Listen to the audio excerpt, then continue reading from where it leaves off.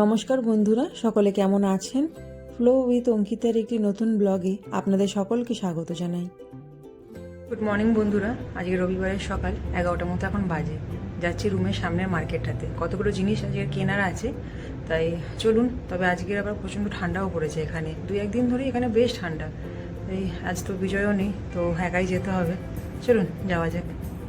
এই মার্কেটটা রুমের সামনে হওয়ায় আমার বেশ সুবিধা, যখন যেটা লাগে তখন গিয়ে টুক করে নিয়ে চলে আসতে পারি। দাঁড়ান, রাস্তাটা পার হই।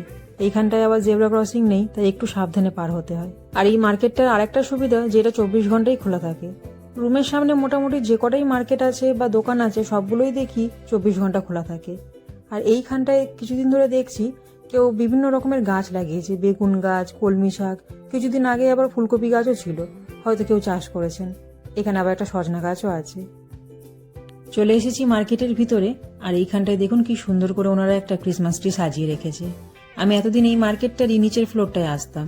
আসলে যত রকমের গ্রসারি জিনিসপত্র বলুন, মাছ, মাংস, সবজি সবই হচ্ছে নিচের ফ্লোরটাতে, আর এই উপরের ফ্লোরটাতে আজ প্রথম আসলাম। এখানে আবার বিভিন্ন রকম ইলেকট্রনিক্সের জিনিসও আছে, কাঁচের জিনিসপত্রও আছে, বই খাতা ব্যাগ সবই আছে। আবার কিছু দেখছি সানগ্লাসও রাখা আছে, আর ক্রিসমাসের ডেকোরেশনের জন্য কয়েকটা জিনিস। এগুলো বেশ দেখতে সুন্দর। আজকের একটু মাছ নেব, তবে অনেকক্ষণ দাঁড়িয়ে আগে ভাবনা চিন্তা করলাম যে কোন মাছটা কিনবো। অনেকক্ষণ দেখার পর এই ম্যাকরেল মাছটা ভালো লাগলো। এটা 10 দিরহাম 95 ফিলস মতো দাম, মানে 11 দিরহাম। ওনারা এখন কেটে দিচ্ছে। আর এই ক্রিসমাসের জন্য দেখুন সকলের মাথায় একটি করে ক্রিসমাসের টুপি। তবে একটা জিনিস খুব ভালো, এনারা মাছটা কেটে ধুয়ে পরিষ্কার করে দেয় বলে এই কাটাকাটি ঝামেলাটা আর থাকে না। চলুন রুমের দিকে যাই। মাছটাকে ভালো করে ধুয়ে হলুদ আর নুন মাখিয়ে নিয়েছি। এখানে পেঁয়াজ, টমেটো আর কাঁচা লঙ্কা কুচিয়ে রেখেছি, আর আদা রসুন বাটা। মাছটাকে আগে একটু ভেজে নেব। কিন্তু সব থেকে সমস্যার ব্যাপার হচ্ছে যে এই মাছটা কী দিয়ে রান্না করে আমার সেটাই জানা নেই। বাবাকে দেখেছি 2-1 বার আনতে, কিন্তু মা কী দিয়ে রান্না করতো সেটা আমি আর মনে করতে পারছি না। অনেকক্ষণ ইউটিউব ঘাঁটলাম, কিন্তু সব যা রেসিপি দেখাচ্ছে সবই হচ্ছে কেরালিয়ান মানুষদের। হয় দেখছি কারিপাতা দিয়ে ভাজা, আর নইলে নারকেল দিয়ে গ্রেভি করে তারা খাচ্ছে। তাই শেষমেশ ঠিক করলাম যে রেসিপিটা নিজে জানি, মানে পেঁয়াজ টমেটো দিয়ে ঝাল, সেটাই করব। দেখা যাক কেমন খেতে হয়। তবে ইচ্ছা করছে পুকুরের মাছ খেতে, কিন্তু এই মার্কেটটায় আবার রুই কাতলা এসব কিছুই পাওয়া যায় না। পুকুরের মাছ বলতে শুধু তেলাপিয়া। বিজয় থাকতে একবার তেলাপিয়া মাছ নিয়ে এসেছিল, কিন্তু আমার আবার খুব একটা ভালো লাগেনি। যদিও ভালো না লাগাটাই স্বাভাবিক, জানেন। আসলে আমাদের বাড়ি থেকে একটু দূরেই ছিল মাছের আড়ত। পুকুরের মাছ থেকে শুরু করে সমুদ্রের মাছ সব পাওয়া যায়। সেসব মাছের তো একরকম স্বাদ। বিশেষ করে জ্যান্ত মাছ নিয়ে এসে পাতলা করে ঝোল বানিয়ে খেতে কি ভালোই না লাগে বলুন তো। কিন্তু এখানে তো এসব কিছুই পাওয়া যাবে না। কবে যে আবার একটু জ্যান্ত মাছের ঝোল খাবো তা কে জানে। বিশেষ করে ধরুন ছোট ছোট পুঁটি মাছ, ট্যাংরা মাছ, মৌটি মাছ, এসব মাছ তো এখন যেন স্বপ্নের মতো। তবে বিজয় ফিরলে আগে রুই মাছ বা কাতলা মাছ নিয়ে এসে রান্না করে খাবো, নইলে এই সমুদ্রের মাছ খেতে খেতে পুকুরের মাছের স্বাদ সত্যি ভুলে যাব। সব মাছগুলো ভাজা হয়ে গেছে, দাঁড়ান এগুলোকে আগে তুলে নিই। কড়াইতে আরেকটু সর্ষে তেল দিয়ে দিচ্ছি। এরপর কুচিয়ে রাখা পেঁয়াজটা দিচ্ছি, দিয়ে এবার ভালো করে আগে পেঁয়াজটাকে ভেজে নেবো। যদিও সব মাছটা আজকে একসাথে রান্না করব না, জানেন, কিছুটা রেখে দেবো, কারণ কেমন কি খেতে লাগবে সেটা বুঝতে পারছি না। কালকে একটু বেগুন আর আলু দিয়ে রান্না করে দেখবো যে কেমন খেতে হয়। পেঁয়াজটা একটু নরম হয়ে গেছে, এখন কুচিয়ে রাখা টমেটোটা এর মধ্যে দিয়ে দিচ্ছি। ভালো করে একটু নেড়ে চেড়ে নিয়ে এবার আদা রসুন বাটা আর কাঁচা লঙ্কা কুচানোটাও আমি এর মধ্যে দিয়ে দিচ্ছি। তবে ইচ্ছা আছে যে বিজয় ফিরলে আরেকদিন এই মাছটা কিনে নিয়ে আসবো। সেদিনকে আর রান্না করব না, সেদিনকে একটুখানি বিভিন্ন রকমের মশলা মাখিয়ে মাছটাকে ভাজবো। কারণ ইউটিউবে তো দেখছি শুধু ভাজা খাওয়ারই রেসিপি ভর্তি, তাই নিশ্চয়ই এটা ভাজা খেতে ভালোই হয়। আদা রসুন বাটা দিয়ে বেশ কিছুক্ষণ নাড়াচাড়া করে নিয়েছি, যাতে কাঁচা আদা রসুনের গন্ধটা না থাকে। আর এরপর হলুদ গুঁড়ো, লঙ্কার গুঁড়ো আর ধনে গুঁড়ো আর সামান্য নুন দিয়ে বেশ কিছুক্ষণ মশলাটা কষিয়ে নিচ্ছি।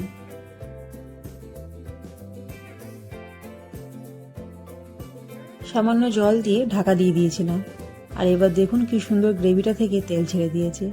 এবার একটু ভালো করে নাড়াচাড়া করে নিয়ে দিয়ে দিচ্ছি সামান্য জল।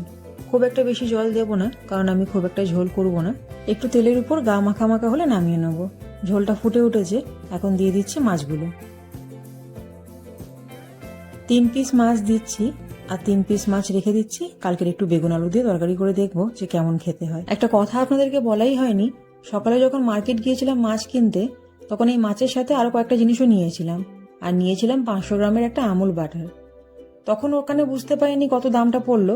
রুমে এসে যখন হিসাব করে দেখছি তখন দেখলাম প্রায় 800 টাকার কাছাকাছি একটা 500 গ্রাম আমুল বাটারের দাম পড়েছে।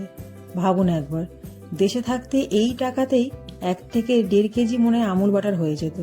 বুঝতে পারছি না এখানে আমুল বাটারের দামটা এত কেন বেশি। রান্না আমার কমপ্লিট হয়ে গিয়েছে আর বসে পড়েছি খেতে। দেখা যাক কেমন হয়েছে খেতে। তবে আজকে আর বেশি কিছু ঝামেলা করিনি, কারণ আরও অনেকগুলো কাজ আছে। ভালোই লাগছে খেতে জানেন। ভাবছিলাম কেমন হবে খেতে, তা দেখলাম যে না, ভালোই খেতে। খাওয়া দাওয়া কমপ্লিট করেই আগে আমি বসে পড়েছি এই মেন কাজটা করতে। ফাইনালি বসে পড়েছি আজকে ক্রিসমাস ট্রিটাকে ডেকোরেশন করতে। আর 2 থেকে 3টে দিন বাকি আছে ক্রিসমাসে, তাই ভাবলাম আজকে আগে এই কাজটা কমপ্লিট করে নিই, কারণ ঘরটাকেও একটুখানি ডেকোরেশন করবো যতটা পারবো। আর এইখানটাই ভালো লাগলো যে এইখানটা যদি ক্রিসমাস ট্রিটাকে সাজে তাহলে দেখতে ভালো লাগবে। গাছটাকে আগে একটা টুনি লাইট দিয়ে সাজিয়ে নিয়েছি, আর এরপর ক্রিসমাস ট্রির যে অর্নামেন্টসগুলো আছে সেগুলো একটা একটা করে গাছে ঝুলিয়ে দিচ্ছি। অন্যান্য বছরগুলোতে এই সমস্ত কাজে আমাকে হেল্প করতো আমার বোন। ক্রিসমাস ট্রি ডেকোরেশন বলুন বা ঘর ডেকোরেশন বলুন, এই সমস্ত কাজে ও ছিল আমার পার্টনার। যদিও আগের বছর বিজয়ও সাহায্য করেছিল, কিন্তু এই বছরটা দেখুন, না আছে কাছে বোন, না আছে বিজয়। একটা বড় কাজ আজকের হয়ে গেল জানেন। দেখুন তো কেমন দেখতে লাগছে আমার এই ছোট্ট ক্রিসমাস ট্রিটা। যদিও কিছু ডেকোরেশন এখনো বাকি আছে, সেটা পরে করে নেব। তবে এই নিচটা বড্ড ফাঁকা লাগছে জানেন। ভেবেছিলাম কয়েকটা গিফট বক্স প্যাক করে রাখবো, বিজয় বলেও ছিল এনে দেবে, কিন্তু হঠাৎ করে ওকে চলে যেতে হলো বলে আনা হয়নি। তবে পরের বছর ক্রিসমাসের আগে সব কিনে রাখবো। ক্রিসমাস ট্রিটাও সাজানো হয়ে গেছে, আর এরপর এখন আমি রেডি করছি রোজ কেকের ব্যাটারটা। আসলে হাতে সময়ও কম, আর এটা হচ্ছে প্রচন্ড ধৈর্যের একটা কাজ, তাই ঠিক করেছি এটাকেই আজকে আগে কমপ্লিট করব। প্রথমেই দিচ্ছি একটা ডিম, আর এটাকে ভালো করে আগে ফেটিয়ে নেব। এই ক্রিসমাসের সময় সমস্ত খ্রিস্টান পরিবারে বিভিন্ন রকমের স্ন্যাক্স বানানো হয় জানেন। বাড়ি থেকে বোন ফোন করেছিল, বলল অলরেডি নাকি 3 থেকে 4 রকমের স্ন্যাক্স বানানো হয়ে গিয়েছে, তবে রোজ কেক এখনো বানানো হয়নি। আজ আমি এই মেজারমেন্ট কাপগুলোর মাপেই রোজ কেকটা বানাচ্ছি, যাতে আপনাদেরও বুঝতে সুবিধা হয়।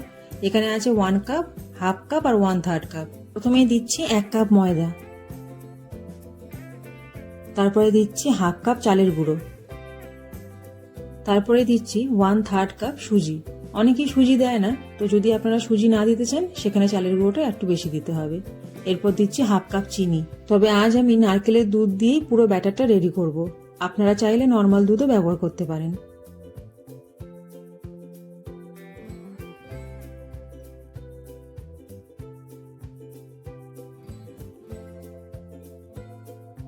এখানে নারকেলের দুধের 2টো কন্টেনার আছে, এক একটা 400 গ্রাম করে। একটা আমি পুরো দিয়ে দিয়েছি, আর একটা হাফ দিয়ে আগে ভালো করে জিনিসটাকে মিশিয়ে নিচ্ছি। অনেকেই আবার এর মধ্যে কালো জিরে দেয় বা তিল দেয়, তবে আমাদের বাড়িতে কোনোদিনই আমি সেরকম কিছু দেখিনি। আমাদের বাড়িতে এরকম প্লেনই বানানো হয়। ভালো করে ব্যাটারটাকে ফেটিয়ে নিচ্ছি। আমি এখানে হাফ কাপ চিনি ব্যবহার করেছি মিষ্টির জন্য। যদি আপনাদের মনে হয় যে মিষ্টিটা কম, তাহলে আপনারা আরেকটু মিষ্টি ব্যবহার করতে পারেন এর মধ্যে। তবে মনে রাখবেন ব্যাটারটা যেন খুব বেশি গাঢ় না হয়, আবার খুব বেশি পাতলা না হয়। আমি যে 2টো টিন এখানে নিয়ে এসেছিলাম নারকেলের দুধের, দুটোই কিন্তু আমার এখানে লেগে গেল। ভালো করে মিশিয়ে নিয়ে আমি এটাকে 1 ঘন্টার জন্য রেস্টে রাখবো, কারণ আমি এখানে সুজি ব্যবহার করেছি। আর দেখুন ব্যাটারের থিকনেসটা বোঝানোর জন্য আমি স্প্যাচুলা দিয়ে আপনাদেরকে দেখাচ্ছি। এটা কিন্তু খুব বেশি পাতলাও নয়, আবার খুব বেশি মোটাও নয়। এবার এটাকে রেখে দিচ্ছি 1 ঘন্টার জন্য রেস্টে। রোজ কেকের ব্যাটার আমার একদম রেডি, আর আমি কড়াইয়ে তেল গরম করতেও বসিয়ে দিয়েছি, আর রোজ কেকের ছাঁচটাও গরম করতে দিয়ে দিয়েছি। যদিও একটু চিন্তা হচ্ছে, কারণ ছাঁচটা নতুন বলে, আর নতুন ছাঁচ হওয়া মানেই হচ্ছে রোজ কেক করতে গেলেই নষ্ট হয়। তাও দেখা যাক কি হয়। ছাঁচটা ভালো করে গরম হয়ে গেছে, আর এক্সেস যে তেলটা আছে সেটা টিস্যু পেপারে মুছে নিচ্ছি। তবে ব্যাটারে কিন্তু পুরো ছাঁচটা চুবাবেন না, হালকা করে চুবাবেন, আর যেন উপরে না উঠে আসে ব্যাটারটা। আর এবার তেলে দিয়ে দেখা যাক কি হয়। বিশ্বাস করুন, নতুন ছাঁচে যে একবারে এইভাবে রোজ কেক ছেড়ে যাবে, এটা আমার কল্পনারই বাইরে। তবে মনে রাখবেন, একটা রোজ কেক ছাড়ার পর এই ছাঁচটা কিন্তু আপনারা তুলে নেবেন না তেল থেকে, তেলের মধ্যেই ডুবিয়ে রাখবেন। আর যখন রোজ কেক ছাড়বেন, এক্সট্রা অয়েলটা অবশ্যই টিস্যু পেপারে মুছে নেবেন। আর হচ্ছে রোজ কেকের ছাঁচটা কিন্তু কোনোভাবেই, আবারও বলছি, ব্যাটারে পুরো ডুবাবেন না। এটা দেখে নিন আমি কিভাবে ডুবাচ্ছি, আপনারা দেখলেই বুঝতে পারবেন। পুরো ডুবালে কিন্তু জিনিসটা নষ্ট হয়ে যাবে। আর এই সময় গ্যাসের ফ্লেমটা লো টু মিডিয়াম রাখবেন, হাই ফ্লেম কোনোভাবেই করবেন না, কারণ হাই ফ্লেম করলে রোজ কেকটা তাড়াতাড়ি হয়ে গেলে কি হবে, ভেতর থেকে কাঁচা থেকে যাবে, আর পরে তাড়াতাড়ি নরম হয়ে যাবে জিনিসটা। খুব বেশি লাল করবেন না, আবার একদম সাদাও থাকবে না, কিন্তু যেহেতু চালের গুঁড়ো আছে এর মধ্যে, তাই এটা ঠান্ডা হলে এমনিতেই শক্ত হয়ে যাবে। ভালো করে তেল ছেঁকে নিয়ে টিস্যু পেপারের উপর রাখবেন যতক্ষণ না ঠান্ডা হচ্ছে। আর যখনই দেখবেন ঠান্ডা হয়ে গেছে, জিনিসটা দেখবেন শক্ত হয়ে গেছে, তখন একটা এয়ার টাইট কন্টেনারে রেখে দেবেন। তবে আগেই বলেছি যে এটা কিন্তু একটু ধৈর্যের কাজ, একটু ধৈর্য ধরেই কিন্তু এটা করতে হবে। তবে এই যে রোজ কেকের ব্যাটারটা আজ আমি রেডি করেছি, এটা কিন্তু পুরোটাই আমার নিজের আইডিয়া করে করা। কারণ বাড়িতে তো ধরুন নিন 1 কেজি 1.5 কেজি এরকম রোজ কেক হয়, তো তার তো একটা আলাদা মাপ আছে। আর ওগুলো সবই মা রেডি করতো, আমি আর বোন শুধু বসে বসে এগুলোকে ভাজতাম। তবে প্রথমবারেই যে এতটা পারফেক্ট হবে বিশ্বাস করুন এটা কিন্তু ভাবিনি। আর ওই জন্যই বলে দেখবেন যে চেষ্টার কিন্তু কোনো বিফল হয় না। তবে সত্যি বলতে একজন হেল্পিং হ্যান্ড থাকলে খুব ভালো হয়। এই একা ছাড়া, একা ভাজা, আবার সেগুলোকে ঠান্ডা করে একটা একটা করে কন্টেনারে রাখা, এটা একটু চাপের। কিন্তু জিনিসগুলো যে ঠিকঠাক হচ্ছে এটাই সব থেকে বড় কথা। তবে জানেন, ঠিক করেছি এখানে বিজয়ের যারা বন্ধু বান্ধব আছেন, ধরুন অনেকেই তো আছে বাঙালি খ্রিস্টান, তাদেরকেও একটু করে দেব। এই ক্রিসমাসের সময় তো সকলেরই একটু ইচ্ছে হয় এই সব খাওয়ার, কিন্তু চাকরি সূত্রে বাইরে থাকার জন্য সকলেই এই দিনটাকে খুব মিস করে। তাই ঠিক করেছি যেটুকু বানাতে পারবো সকলকে একটু করে দেব, তাহলে তাদেরও ভালো লাগবে। এইগুলোকে ঠান্ডা করতে রেখেছি টিস্যু পেপারের ওপর। এগুলো ঠান্ডা হলে তারপরে কন্টেনারে রাখবো। আর কি সুন্দর দেখতে লাগছে দেখুন।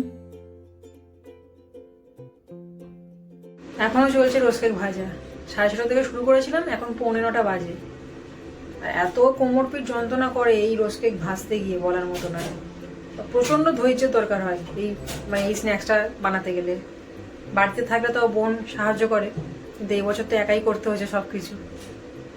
দেখা যাক কখন শেষ হয়। ফাইনালি রোজ কেক বানানো শেষ। দাঁড়ান আপনাদেরকে দেখাই যে কতটা মচমচে হয়েছে। দেখছেন কি সুন্দর হয়েছে। আর যদি ঠিকঠাক মেজারমেন্ট নেন তাহলে কিন্তু একদম এরকম পারফেক্ট রোজ কেকই হবে। এখন একটা একটা করে গুছিয়ে এয়ারটাইট কন্টেনারে রেখে দিচ্ছি। এটা আপনারা চাইলে 1 থেকে 1.5 মাস রেখেও খেতে পারবেন, কোনো অসুবিধা নেই। আজ দুটো বড় বড় কাজ হয়ে গেল জানেন।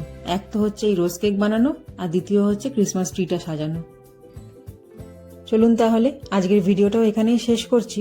ভিডিওটা আপনাদের কেমন লাগলো অবশ্যই আমাকে কমেন্টে জানাবেন। আর যদি ভালো লাগে একটা লাইক করে দেবেন। দেখা হবে খুব তাড়াতাড়ি আপনাদের সাথে পরবর্তী একটা ব্লগে। সকলে ভালো থাকবেন। পরমপিতা ঈশ্বর আপনাদের সকলকে ভালো রাখুন।